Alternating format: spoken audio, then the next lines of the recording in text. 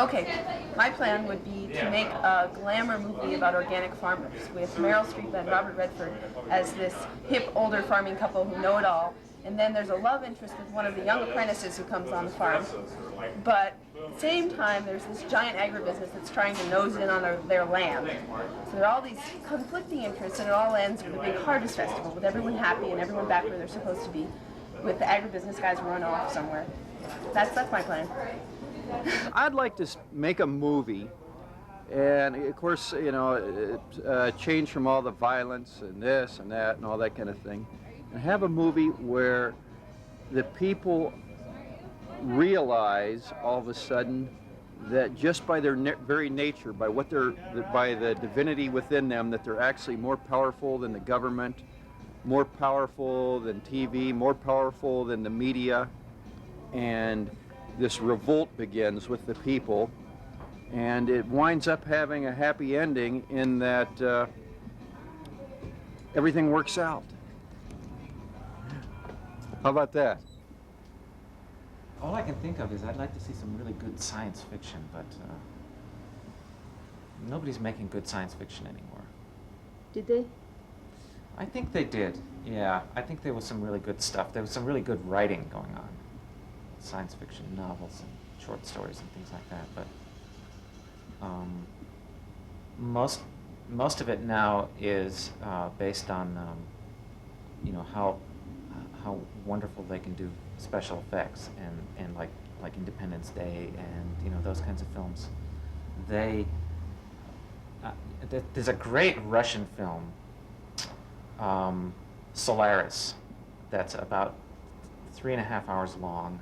And it's just a fantastic science fiction movie, but it's not based on the fact that, okay, this is science fiction and we're going to,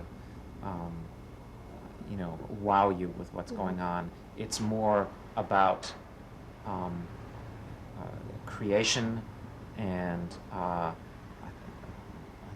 religion in a way, in that God exists, but God is the planet. I want to do a Christmas special with the Muppets. I've wanted to do that my whole life. So that's it. I have Christmas songs already. There's a whole bunch of them, and I have this image of you know, Gonzo and Kermit and Miss Piggy and all those little rat guys just kind of dancing around my head. So that's my dream.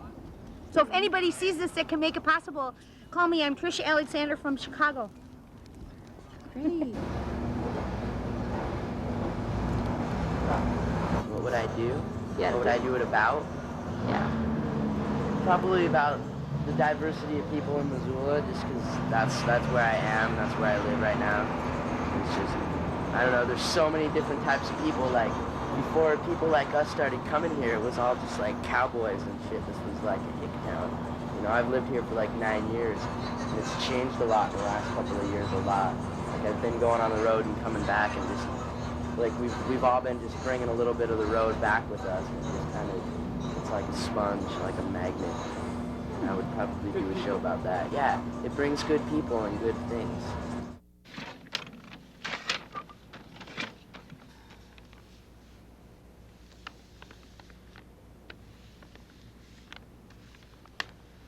If you could do a TV show, what would you do? If I could do a TV show? Actually, I know some I'd like to see, so maybe I could do them. I'd like to shoot it from orbit, from a geosynchronous position, and see the whole Earth. And except to having a great big huge screen, like 6 by 6, and my kitchen all the time, like a window, and have the Earth down below me spinning, so you can see the clouds and they're moving as they go by, like the weather network, right? Except it'd be on all the time. You can see where the clouds go. Every day on another weather network, they only show a little thing doing it again and again. Well, I'd like to see it going all the time, and I'd like to see the Earth spinning, and then I'd like to see the Terminator go across the face of the Earth, around and around again, and just leave the Earth like, a distance where it filled the screen. I think they'd be great. That'd be one of them. Maybe we'll catch you for part 2 Okay. later. Anyway. Thanks for a chance to give my idea.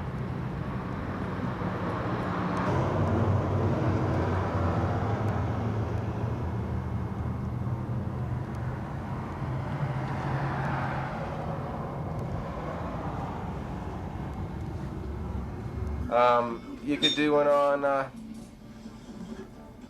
collectible things people collect. They collect bottle openers. The local musicians, have the local musicians on TV to where they can show their talent and stuff. That'd be a great idea, I think. Well, I'd just like to. Am I on film right now? Yeah. I work with the YMCA Teen Theater Program, and I'd really like to see their work, which is dramatic pieces based on issues that are important to them. I'd like to see their work on TV. Well, what can I do for you? Andy? Mm-hmm. Do you have any ideas for TV shows you'd like to do? Well, half an hour, like every week or every so often. I don't know. You'll see that I'm reading the 40 in Times. This is completely accidental. That we should meet at Digital Junction. But I was over at my friend Rich's house the other day, and he had all these videos that were floating around from one place to another. I don't know if you ever heard the exploding whale story. This whale that got this whale that got beached in like Florence, Oregon, or something a couple years ago, maybe 10 or 15 years ago. And the townspeople, the fathers or whatever, didn't know what to do with it. So they decided to dynamite it, and they blew this whale up, and it was rotting, and just rotten blubber came down everywhere, crushed the car, ended all over everybody. And I'd always heard about this video, and I've never gotten to see it until just like a month or so ago. So, if I was to have my own TV show, I would just love to go around and collect all those kind of whack videos that people have always heard about, maybe, but try to put them all in the same place. And maybe have like a news reading service so I could read interesting things, like all these people in here that are turning 114, 120, 130. It's true. In Colombia? Yeah. And they all attribute their long life to port wine and olive oil, if you can imagine such a thing. Would you have a knife you'd like sharpened, sir? Okay. Have you ever had one about removing skunks? I remove skunks. I hunt, trap, record. Doing another demonstration on how to remove a skunk. It's easy to catch a skunk. It's what you do with him after you got him that things starts getting a little sticky. Well, I would find a massage therapist that has the guts and the know-how to go on TV and strip down some guy with a lot of tattoos and rub him and answer calling questions, but kind of keep it real light and, not really too heavy. Yeah.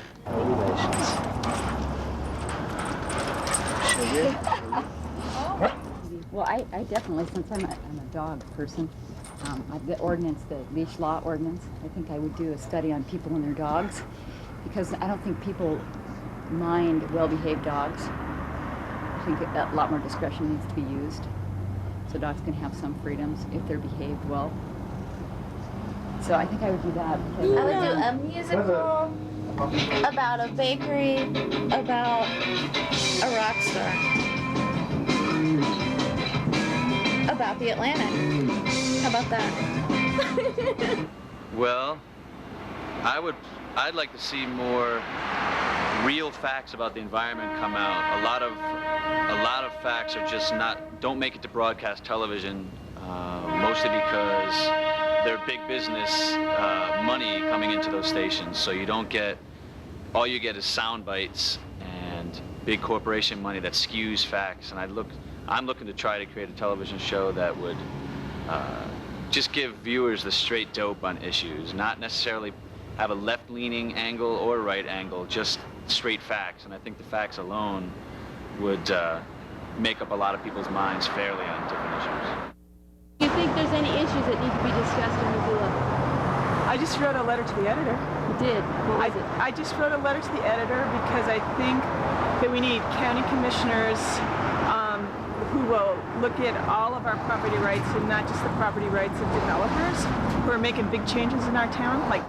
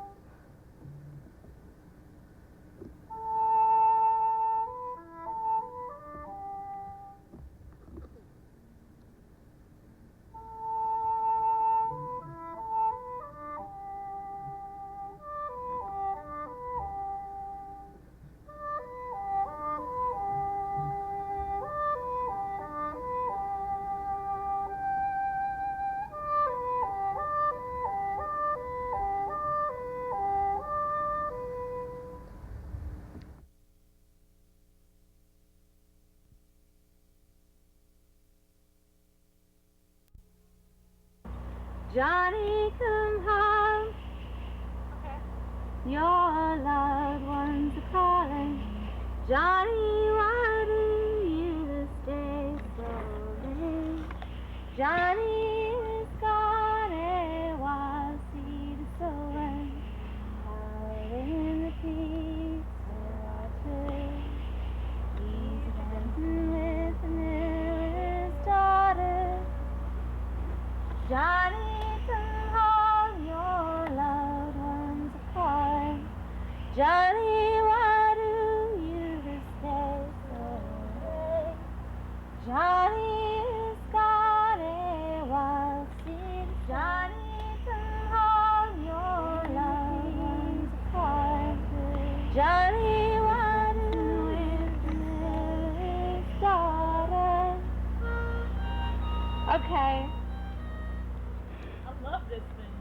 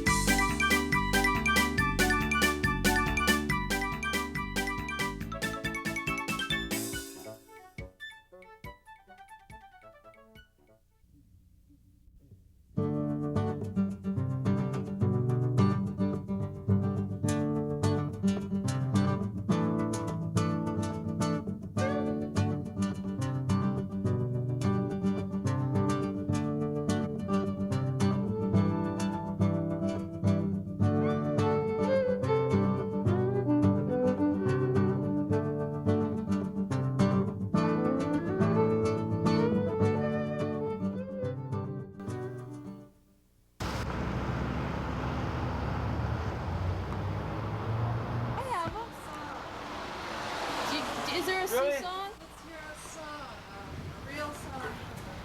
Tukashela ahetua Chanu pakile hey ye ke ayo yo ayo hey yo hey mi taku ye ubanik ta chale chamuelo Tukashela ALDA walkie low.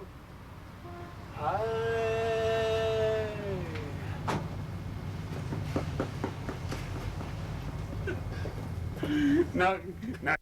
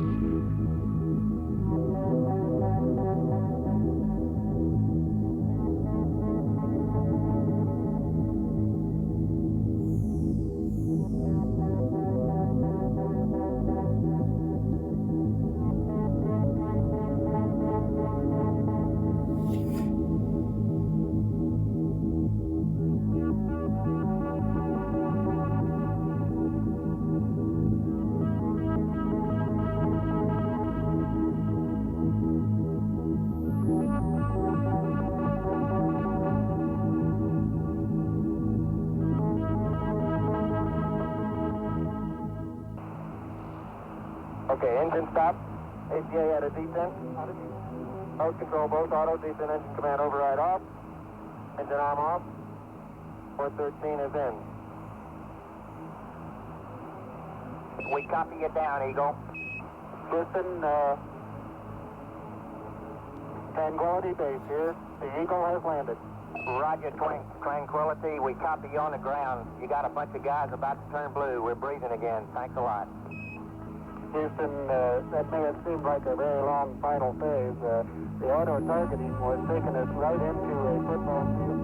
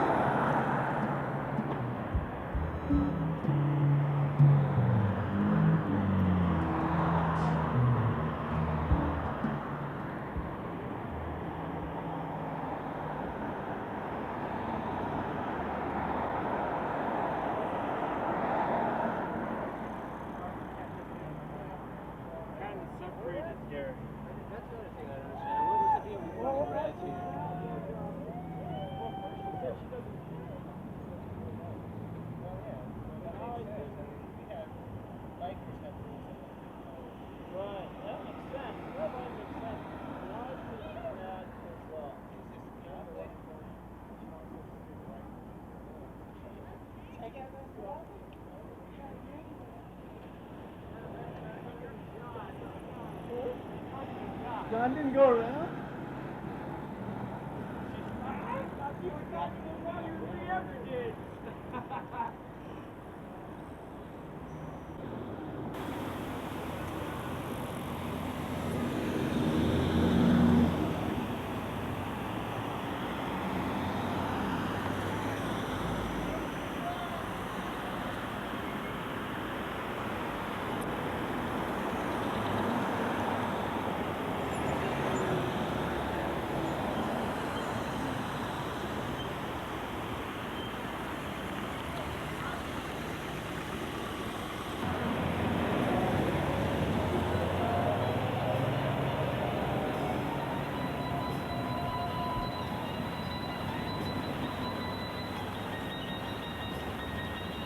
My name is Thompson, sir.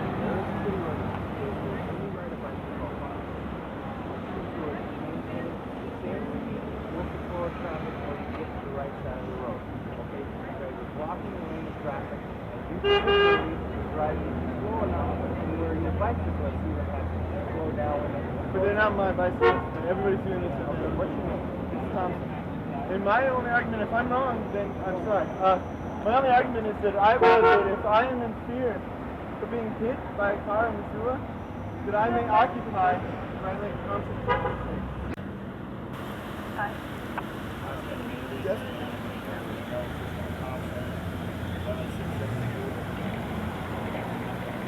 They might have it.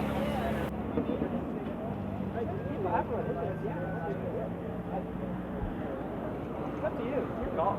Well, no, if you might, I want to know what you guys would you be willing to do. I can't, I'm not us guys. Okay, who would I talk to then about who would be willing to? Everyone here. I think the city would be willing to escort you to where you're going. We just want to be sure that everybody's safe, you and the movement. Where are the bicycle police? They're not working today. That'd be a proper escort. Where are you people from? From right here?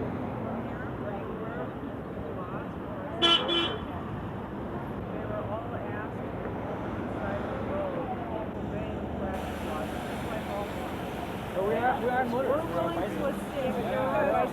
Yeah, but the bicycle laws require us to act like motor vehicles. We're not motor vehicles.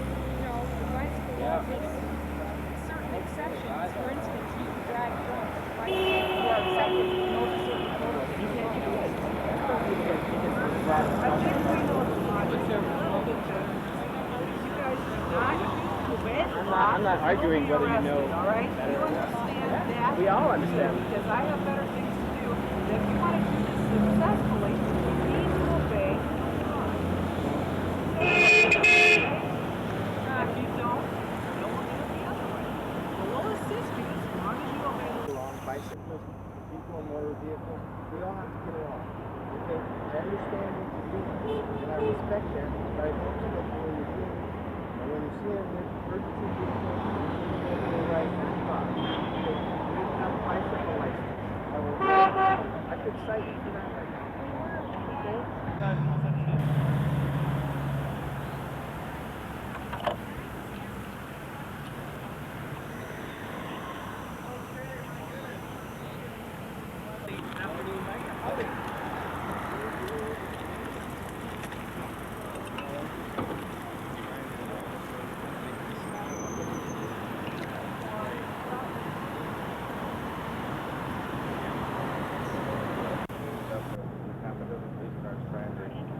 Vehicles from hitting them, and eventually turned into just, a couple erratic ones on it that just made a lot.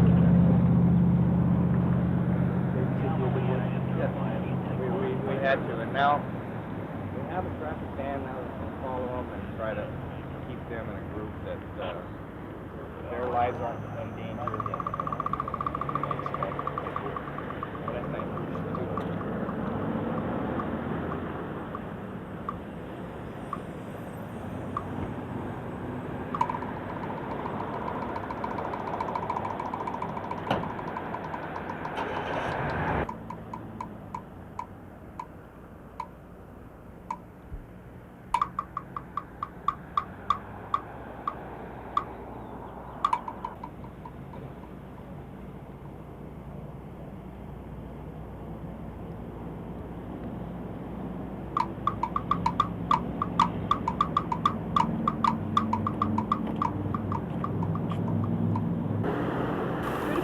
I think it's different to everybody. It's a very individual thing. I think it is about the power of bicycles, the power of people that can. I'm really bad with cameras. Pardon me? You want to get our side of it, you want to come out to the department after, we try to talk to you as well. Okay. Okay? You want to do it? Be cool? Appreciate that. Thanks.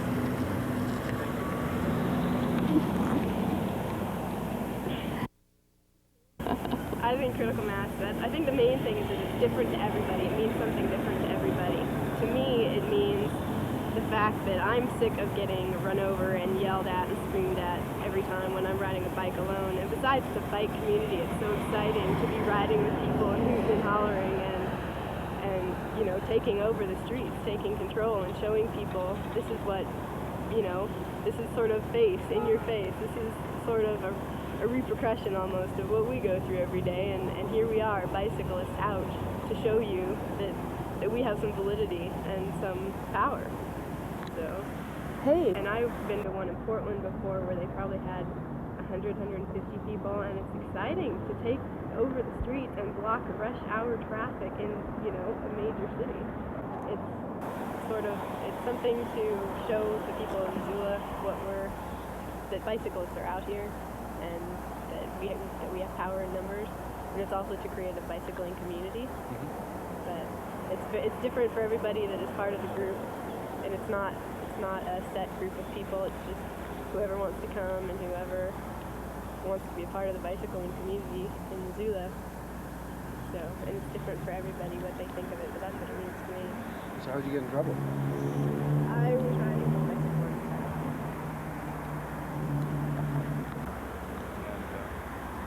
And the issue of when you've got a point to make, and you're protesting something maybe and making a statement, the issue of how you do that, whether within or without the system, takes be back.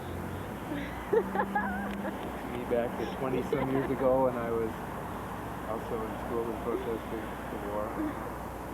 So I'm not necessarily saying I'm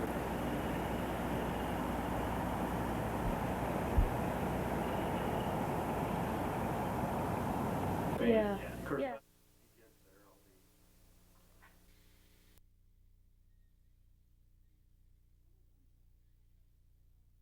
This is kind of spontaneous. I just Well, the whole ran into thing it. was obviously spontaneous. Did you know they were going to do what they did? Somebody said they're going to ride some bicycles, and I needed a shot of a lot of bicyclers because I'm worked on a bicycle PSA. You know, the last time. Well, why don't we shut it off for a second?